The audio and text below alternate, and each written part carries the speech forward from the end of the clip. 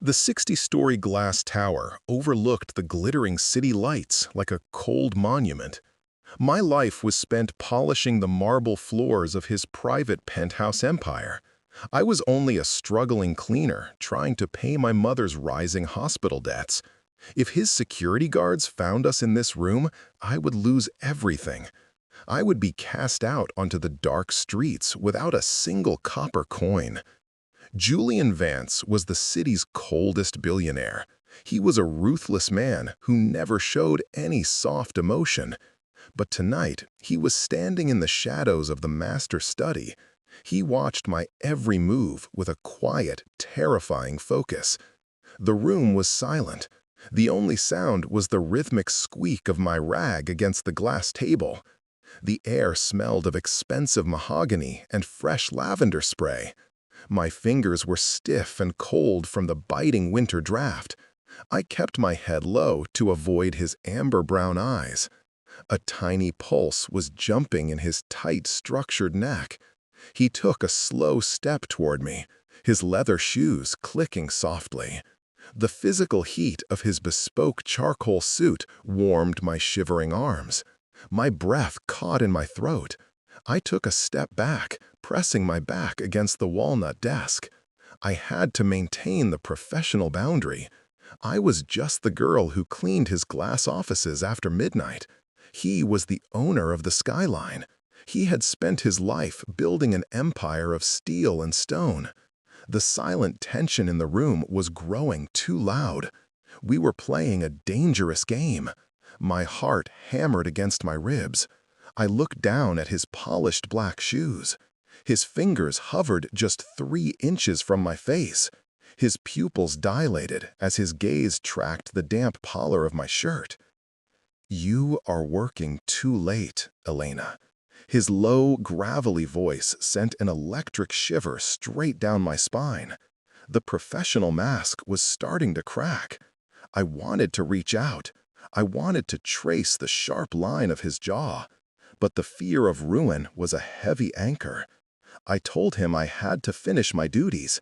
I said his security team would report my delay. Julian did not retreat. He leaned in further. His warm breath was a sweet contrast to the freezing winter draft. We were standing on the edge of a cliff. The fall would destroy us both, but neither of us had the strength to step back. I held my breath as he reached past my shoulder.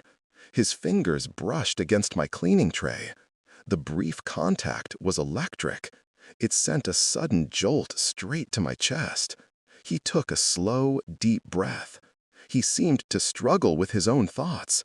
Then he stepped back into the shadows.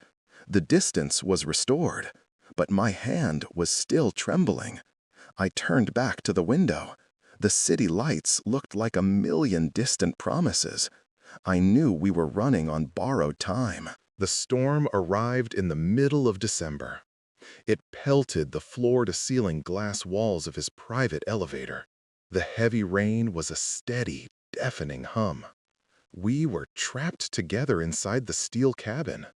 The mechanism had stalled between the 59th and 60th floors. The power had died across the entire downtown grid. The backup generator was silent. The only illumination came from the dim, blue emergency lights. They cast long, dramatic shadows across our faces. The air inside was warm and quiet. The old vents hummed with a dry, suffocating heat. I sat on the cold floorboards in the corner. I pulled my light blue denim shirt close to my chest. Julian did not remain standing. He sat down on the floor right opposite me. The distance between our knees was less than 6 inches.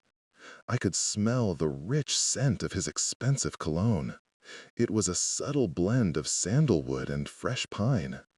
The closeness made my skin prickle with heat. I kept my head down to avoid his intense gaze. The silence inside the elevator was absolute. It felt like an electric wire hummed between us. I watched his strong, clean hands rest flat on his knees. I saw his nostrils flare as he took a shallow, slow breath. I turned my head to look out the glass wall. The city below was a dark, rain-streaked void. The storm had washed the rest of the world away. It felt like we were the only two people who existed tonight. I wrapped my arms around my legs to stop my shivering. Julian reached out. His fingers hovered just above my knee. He did not touch me. The restraint was a physical force in the small space. He pulled his hand back slowly. He leaned his head against the steel wall. The storm will not clear for hours. His low rumble vibrated through the metal floor. It sent a sudden wave of heat through my body. I told him we should not be sitting so close. I said the building staff would repair the line soon.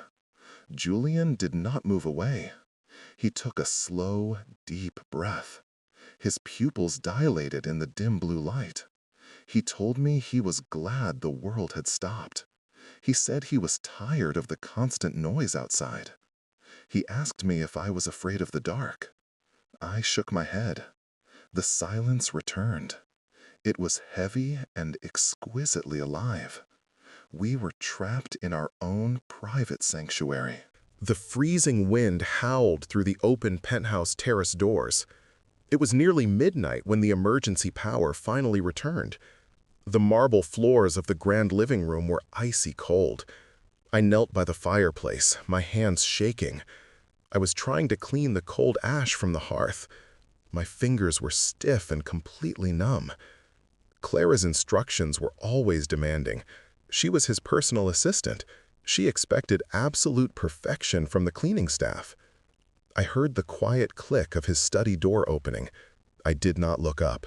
I kept my head low. Julian walked toward me with slow, deliberate strides. He wore a simple white linen shirt. The formal charcoal jacket was gone. His dark, messy curls fell into his eyes. His jaw was slightly tense. I saw a small twitch in his left cheekbone. His amber-green eyes were clouded with a deep sorrow. He stopped right beside me. He saw my red, shivering hands. He did not say a word. He rose and walked over to the kitchen cabinet. He filled a glass with warm water. He walked back and held the glass out to me. I reached up to take the glass, but I did not grab the middle. Instead, I wrapped both of my hands over his fingers. I encased his warm hands in mine. The touch was electric. A sudden, blinding shock ran through my veins. Julian gasped softly. His eyes widened. He did not pull his hand away. He stood frozen. I stood up slowly. I told him his hands were warm. He whispered that his life felt like a cold prison. He said the wealth was a suffocating weight. He told me he had spent his life trying to please his family. He said he felt completely hollow inside. I am tired of playing the part.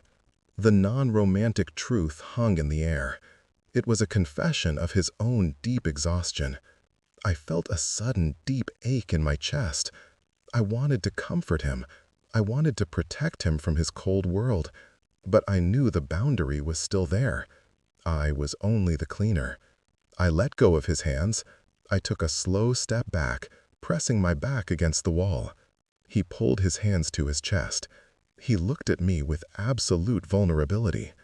The silence between us was agonizingly sweet. We were closer than we had ever been. The bright, harsh winter sunlight flooded his private office the next afternoon. It stripped away the cozy shadows of our previous meetings. The door to the hallway was propped wide open. The distant chatter of his business associates echoed inside. Julian sat rigidly behind his desk. His professional armor was fully buckled. I was cleaning the tall glass partition behind his chair. My hands were dry. My shoulders ached from a long shift. I tried to focus on my work, but my mind was entirely on him.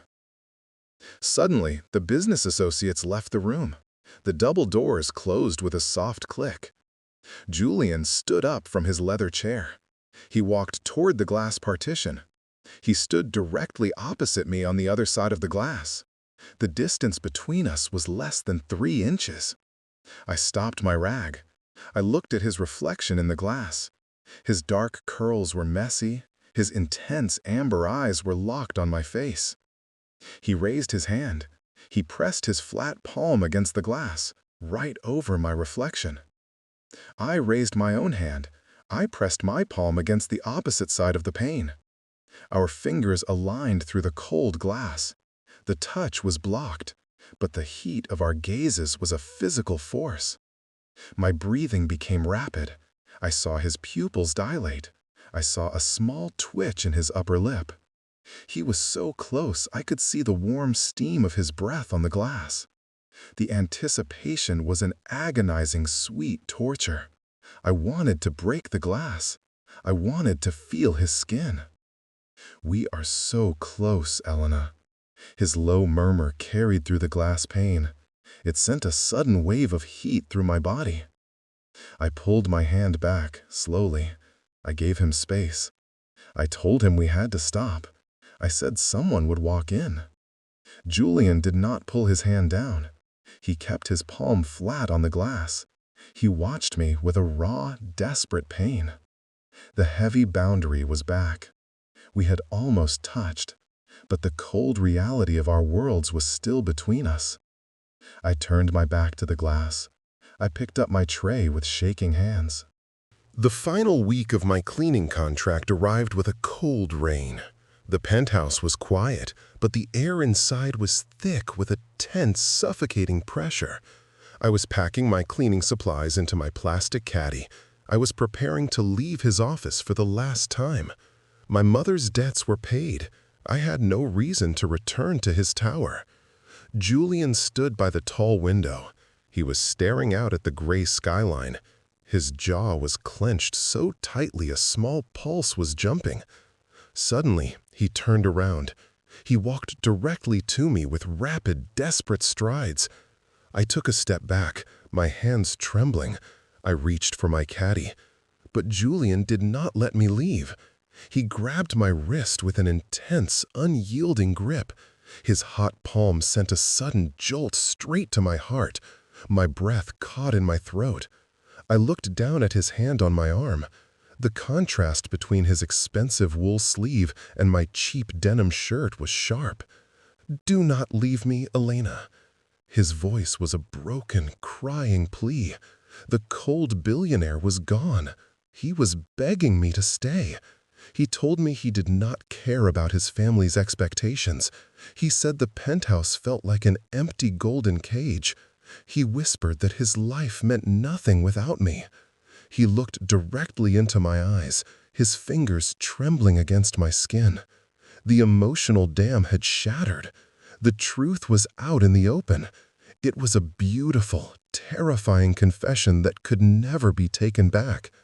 Tears finally spilled over my lashes. They fell onto his hand. The touch was painful in its intensity. I told him I loved him. I said I had loved him in silence since the first night I cleaned his office. The confession broke the final barrier between us. Julian let out a ragged, trembling breath. He pulled me flush against his chest, wrapping his arms securely around my waist. I buried my face in his shoulder. The risk of ruin was absolute. But in his arms, the fear did not matter anymore.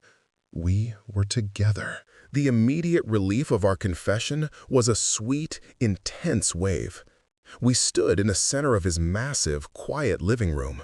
The rain continued to fall outside, but we did not feel the chill.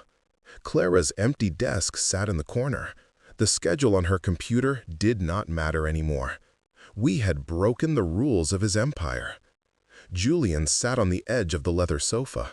I stood between his knees. His arm was wrapped securely around my waist. The physical heat between us was a raging fire in the cold building. I reached out. My hand gently cupped his cheek. His skin was warm and soft against my rough fingers. He leaned his head into my palm. He closed his eyes. I felt a sweet, intense relief wash over my body. We had crossed the line. There was no going back to the way things were. He told me he had already arranged his departure. He said he was resigning from the family firm. We will go somewhere quiet. His low, gravelly voice was a beautiful promise. He said we would leave the city behind. He told me we would build a simple life where no one knew his name. I looked into his amber-green eyes. I saw his absolute trust. The fear of our uncertain future dissolved. I told him I would go with him. I said I would follow him anywhere. We were poor in plans, but rich in devotion. We were ready to face the consequences together. He pulled me down onto his lap. He wrapped his heavy wool jacket over my shoulders. We shared the warmth in our small sanctuary. The skyline outside looked distant and powerless. We had escaped the golden cage. We were no longer living on borrowed time. Every second of this night was ours to keep forever. I rested my head on his chest, listening to the steady, powerful thumping of his heart. We had found our home and each other. 6 months had passed since the night we left the tower. We lived in a tiny, quiet wooden cabin near the mountains. The setting was simple. Outside, a soft spring rain pattered against the tin roof, creating a peaceful, steady rhythm. Inside, the rustic iron stove crackled softly, filling the single room with a cozy, dry warmth. I sat on a worn wooden chair by the window, watching the green leaves of the oak trees sway in the gentle breeze. Julian had found work as a driver for a local lumber mill. The work was hard, and his hands were rougher than before, but the modest wages he earned belonged entirely to us. His family had tried to find us for the first few weeks, but their search had finally ceased. They had given up their pursuit. We were completely forgotten by the high society world. His father was likely running the empire alone, living in his hollow golden cage. Julian walked into the warm cabin, his dark curls slightly damp from the soft rain. He smiled, a real, radiant smile that reached his amber-green eyes. He sat down on the chair beside me, reducing the distance between us to nothing. He pulled a simple wool blanket over our shoulders, sharing the warmth of our small sanctuary. He reached out. His hand gently cupped my cheek. His fingers were warm and soft against my skin. "You look beautiful, Elena." I looked into his eyes. There was no fear, no guilt, and no secrets left between us. I leaned in, my lips meeting his in a deep, sweet, and incredibly slow kiss. It was a kiss of absolute peace. It was the final, perfect destination of the long, dark road we had traveled. I closed my eyes, feeling his strong arms wrap securely around my waist. The memory of the past slid away into the soft spring rain. The 60-story glass tower overlooked the glittering city lights like a cold monument.